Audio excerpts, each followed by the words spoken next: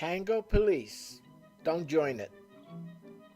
Tango on the Hudson, the Intimate Embrace. And I was looking forward to making this video to bring to your attention some things that I personally have experienced in my learning experience becoming a tanguero. And I'm going to share some of those things with you because I've had some very unpleasant experiences learning tango and learning the tango culture. So let's get right into it. The Tango Police, 1 and 100 reasons to quit tango. Don't become a tango police officer and criticize someone on the dance floor. You should address your concerns to the dance instructors or to the person running the milonga or pratica. Let them issue the violation.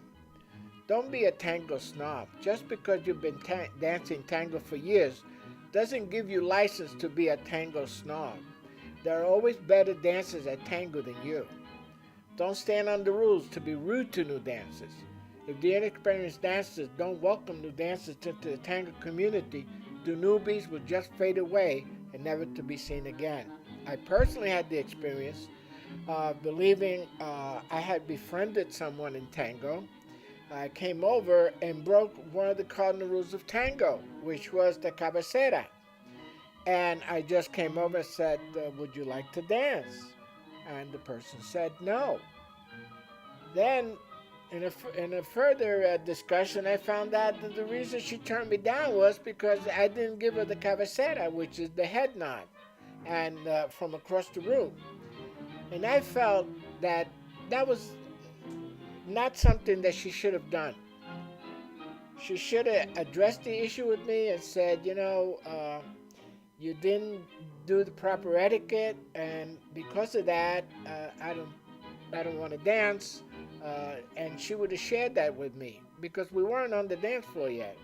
As you can see in the first picture above, I went over, I put my hand out, and I should have gotten the head nod before I walked over to the room.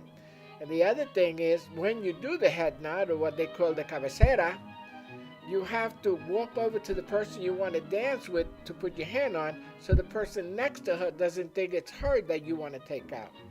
In the second frame, you see the woman doing embellishments, kicking up. In a close room, you can't do those kind of steps. So you have to be very careful how you do your dancing. The other thing is you have to keep your eyes focused on where you're going and not stepping back. The next thing is don't talk. I have always enjoyed talking while I dance, having a good time. But in tango, it's supposed to be more close embrace, a more intimate dance. And I'm kind of agreeing with that. And the partner or the leader really shouldn't talk during the dance. As you can see in the last frame, the ideal is for both people to get into a trance in what we call the intimate embrace and enjoy the tango. So let's go into the next feature, is teaching on the dance floor. Often intermediate level leaders with some experience like to teach followers on the dance floor. This is generally frowned upon because often the leader is not qualified and his teaching is often unwelcome and resented by followers. It is also a distraction to the other dancers who want to dance in a party atmosphere, not an instructional one. In the Argentine tango world, there are special practice dance parties called Praticas. Teaching and practicing at these Praticas are very much in place. Now, that means that when you, as a leader, take out someone who's inexperienced or is new to tango, don't try to overwhelm them with your knowledge. Dance with your partner to the level of your partner. Don't try to show them or be a fancier person than them. The tango has 3 tandas. In the tanda, you do 3 dances. The first dance is just to become acquainted with your partner. The second one is to start loosening up. And the third one really is when you really get into a close embrace and have a great experience. Teaching on the dance floor and etiquette at milongas. Our manners at milongas are probably the most important factor affecting the growth of our dance communities. I would like to add my comment to some things that I have seen. First of all, since we all seem to agree that teaching on the dance floor at a milonga is a bad thing, we all need to do something in our communities to reduce it to a minimum. This is often done by fairly inexperienced leaders who have been dancing for a while who need to feel like they know something. These people usually dance only with beginners, and they teach a steady stream on the floor from the beginning of the milonga till they leave. I don't think they mean to really hurt anybody. I think they are happy to have the feeling that they know something, and they are still very excited about tango and want to share the fun. They're also probably still feeling insecure in their knowledge. Dancing with beginners gives them the illusion of knowledge. That said, though, the constant teaching does drive beginners away. And I want to talk about driving beginners away. If you, as an experienced tanguero or tanguera, and you've been doing this for 14, 15 years, you've been to Argentina 2 or 3 times, and you are a tango snob, and because you've been doing it 10, 15 years, 7 years, 6 years, 3 years, and someone's new to tango, and you treat them in a way that they become resentful, what's going to happen, you're going to drive beginners away. So, stop teaching. I have seen this in our community here in the Hudson Valley. I've been told by people who run a Pratica or host milongas for years, and I can say with confidence that when there are as few as 2 or 3 leaders doing this, very few beginners stick around. This is the primary effect, but also the ones doing all the teaching seem to stop learning. Since people have such a negative effect on the growth of our community, they need to be persuaded to stop teaching and just dance. They will begin to learn again and become better dancers, and you will be able to keep more of the new people who try tango. You don't have to chase anyone away. You just have to establish some good social rules. Address these issues with the dance instructors. Don't join the Tango Police. There have been a lot of talk about whether or not beginners belong at the milonga. Some people say that a milonga may not be a good place for beginners. Some dancers don't like the lessons for beginners before milongas. I am going to differ with these opinions in a few ways. And look at Batman and Robin. Let me show you how to do a volcana and no teaching at the milonga. Smack, smack! Buenos Aires. Certainly in a place like Buenos Aires where there are so many places to dance, so many practicas to go to, and establish dance culture, beginners probably shouldn't try to dance at milongas right away. Navigation is so challenging at a crowded Buenos Aires milonga that they have little hope of doing well. They probably will disturb the flow of the whole dance floor. Now with that said, I need to also a bunch of people who think they know something already, trying out new steps on the dance floor. In my experience, the beginners adapt to the situation quite quickly. They are really the navigation hazard that the more experienced dancers, those who know lots of steps, can be. Beginners begin to be modest, take smaller steps, and generally try to stay out of the way. My experience has been you're following the flow of the floor. As you know, you go counterclockwise. And some people stop in front of you to start doing fancy steps.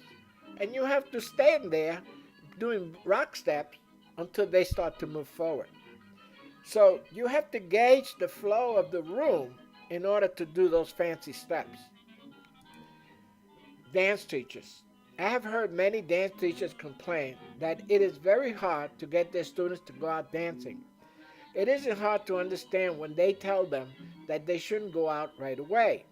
We make it sound like it's difficult. The truth of the matter is that for them, it will never be as easy to get on the dance floor as it is right at the beginning when they don't know much. They don't feel like they have to be anything because they are just getting started, and they will stick to easier steps and often dance well enough. They should get plenty of encouragement from the rest of the community. Let me repeat that. New dancers should get plenty of encouragement from the rest of the community. Once again, don't join the Tango Police. If you have a concern, take it to the teachers or the Milonga promoters and avoid hard feelings with your fellow tangueros. I was at a Milonga, and a fella says to me, "Can I talk to you outside?" So he takes me out in the hall, and he starts telling me, "You're not following the steps, you're not following the procedures." I appreciate what he said, but at the same time, I didn't feel that it was his place to tell me. If he had a concern, he should have went to the tango teachers or the person running the Milonga, so I would know who was the person calling me out. And I think that's something that should be avoided. When I went into swing, I went in cold. I didn't know how to dance swing, and I tried to dance, and some people were very helpful. People brought me out. They said, "Come on, don't worry about it. It's a lot of fun." So then I took swing lessons. I learned how to dance swing. And then as I progressed, the people who were snobbish to me or said to me, like I was at a Milonga one time and a woman said, "Go dance with that one." That person I never danced with again. I don't care if the world falls on my shoulders and there's no one else to dance with. Because people who are snobbish and people who are not receptive and welcoming you to the community, they don't deserve to be there. Now let's talk about floor navigation. When the teacher stops, you will see dramatic growth. Surprisingly, the navigation on the floor isn't impossible. The beginners join the ronda, the middle of the floor is empty, and you will rarely get bumped into. There's a little chaos, but that just gives you more practice navigating. Maybe you don't want beginners in your milongas, but until we have a bigger community and growing that makes it impossible for beginners, I want anybody who is interested in tango to share our dance floors. I want to have a friendly environment that lets people have fun. We all know that the road is long. That doesn't mean it can't be enjoyable. Now, here is a chart showing dance flow in tango. Was not just invented for the fun of it, it was rather created so you can concentrate on the music and on your partner while dancing. However, that's not possible if you have to spend all of your concentration on straight couples. Therefore, follow the lanes clockwise and try to avoid changing as much as possible. The concept of lanes might seem awkward, but that's how it is. That's how it is a very important expression. Because if you are dancing tango, that's how it is. Tango is not swing, tango is not salsa, tango is tango. And tango is different from the other dances. In a swing, people come dressed any way they want. In tango, people dress nicer. The women wear beautiful clothes. The men wear nice suits. It's a whole different environment from those other dances. So you do have some rules to follow. But at the same time, don't join the Tango Police. It's not your job to point things out to people. If you have a concern, talk to a tango teacher or the person running the milonga, and don't do it directly. Number and width of lanes depends on dance floor size and number of couples. Enter dance floor when there is space and only if the couple to the left has seen you. Because the couple to the left is the one that's coming forward and you got to get in their lane. Do not start next to another couple and force them out of the lane. Pedestrians, yield to dancing couples. That means don't walk on the dance floor. Do not wait or dance so slowly that you cause a traffic jam. Do not just dance into gaps wherever there is space. The only causes chaos. Do not start with a backward step. A lot of teachers show you that first step backwards and then side. In a milonga, it's more appropriate to start with step one to the left. Do not dance in between lanes. Moving on the lane margins is extremely annoying. Do not cut off others. If someone's in front of you, do some rock steps. Just hang loose until they get moving again. When changing lanes, ensure that you have been noticed. Give space to the other dancers who want to change lanes. Change lanes only if you want to stay there, or exceptionally if you need to pass someone. Now let's go to some simple rules in tango. You know, again, I said that tango has rules and they're there for a purpose, and the tango is different from every other dance. And when you're a beginner, it seems like kind of crazy. Why can't I have fun? Why can't I talk? Why can't I do this? Why can't I do that? Because there are simple rules, and here they are. Dancers to enjoy tango dancing to its fullest, practice some simple floor etiquette rules. Always be courteous, friendly, and welcoming to beginners and fellow dancers. There's again stressing to beginners. Don't be a tango snob and don't join the tango police. Dress for success. Look your best. No jeans, sweatshirts, tennis shoes, and casual attire at milongas. Tango is an elegant dance. Respect its dress codes. The magic of tango is in the intimate embrace. When your partner embraces you, it is a gift. The human touch, psychologically, is one of the most important sensations you can have in life. It is not acceptable to talk while dancing because it breaks the mood. And honestly, I've been guilty of that until this day. And from this day forward, I guarantee I will not talk while I'm dancing tango. Don't correct your partner's dancing on the floor during a milonga. Don't try to make the follower feel incompetent or they don't know what they're doing. Keep your mouth and your thoughts to yourself. Try to help your partner. The follower or the leader should help each other in this close dance, this wonderful dance and embrace, and help each other have a good time. Be alert to the presence of other dancers to avoid collisions, inappropriate embellishments such as high boleros.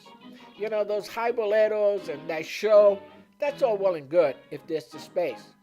Also, don't forget that tango is a walking dance, not a high bolero dance. Avoid perfumes and aftershave. Some people are sensitive to them, and some people are quite obnoxious. Personal hygiene is important. Use deodorant, mouthwash, and be sure to bathe before leaving the house. Also, I carry a bottle of mouthwash in my car. If I went to dinner before going to the milonga, or had coffee before the milonga, or some people smoke, you want to avoid anything that causes your partner to smell something that's inappropriate. I hope that my sharing these simple things that I come across will help you enjoy your tango. Tango's a wonderful dance, and I have met some wonderful, wonderful, interesting people in the tango world. And there's more to come. So be kind to your partner, be kind to your fellow dancers, and don't join the tango police. Please share this video, subscribe. We'll see you on the next video. Bye-bye. Oh, don't forget, go to tangoonthehudson.com for more information, articles, videos, educational tapes, tango music, anything you need to enjoy tango and get further into it. Bye-bye.